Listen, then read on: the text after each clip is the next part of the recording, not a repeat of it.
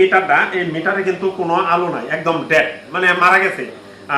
যার কারণে কিন্তু এটা পরিবর্তন করতে হইব। আর আমরা কাজটা করতেছি কি জানেন, বাইকারকে সাশ্রয়ী করার লাগিয়া সবকিছুই করতে আমরা আগ্রহী এবং ইচ্ছুক। আর যদি আমাদের কন্ট্রোলের ভিতরে থাকে তাহলে অবশ্যই আমরা এটা সমাধান করতে সম্ভব। আর আমরা দুইজন কিন্তু এই সব বিষয়ে, খুঁটিনাটি বিষয়ে খুবই দক্ষ এবং পারদর্শী, যার কারণে কিন্তু আমরা কাজগুলি দুইজনে শেয়ার করিয়া আমরা কাজগুলি সমাধান করতে পারি।